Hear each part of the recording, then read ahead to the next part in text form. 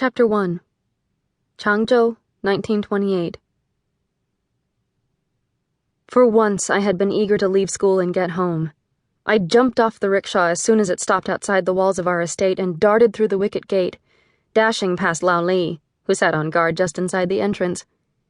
"No need to rush, third young mistress," the old gatekeeper called after me.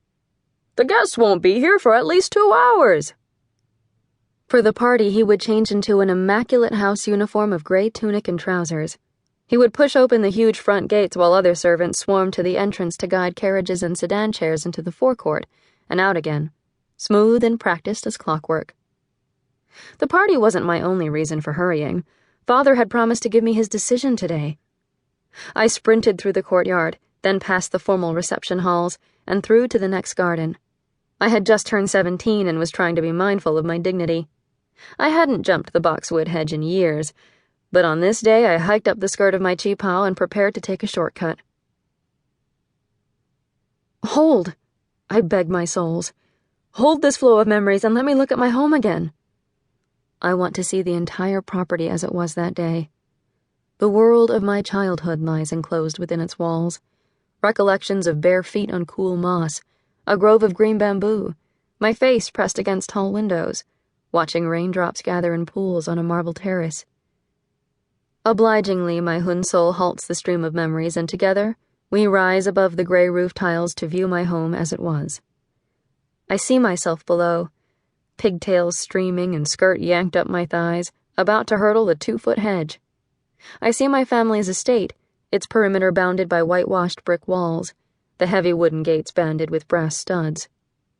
I catch glimpses of quiet streets outside, lined with tall, leafy sycamores and other walls, other homes.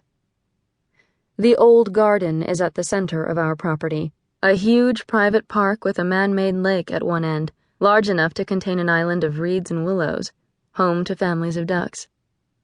Arranged around the old garden are a dozen courtyard houses, each nestled beside its own smaller garden.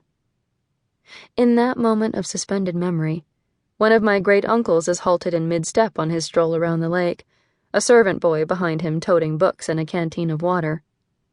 2 of my aunts rest in the shade of the bamboo grove, admiring a stand of blue irises. On one of the terraces facing the old garden, my nieces skip rope, arms raised, motionless. I turn my gaze across to my own home, built 30 years ago when my father returned from university in Paris, in love with honey-colored stone and all things French. We lived in a villa surrounded by a green lawn that rolled down to rose gardens bordered by boxwood hedges. It was all straight lines and precise geometry, even to the clipped Italian cypresses lining the walls. The rose garden blooms in masses of color, extravagant and gaudy compared to the restrained serenity of the old garden. Then my hunwho allows the stream of memories to flow again. I watch my memory self leap over the hedge, and at the same time, I feel the boxwood leaves brush past my ankles, and the giddy, unreserved joy of being 17 again. I ran into the villa and nearly crashed into Nanny Chu. "Whoa, third young mistress! Why are you running inside the house like some mad animal?" "I need to see Father. Right now. Is he in the study?" "Yes, but the master is with your brothers." That meant Father was discussing family finances. "Oh?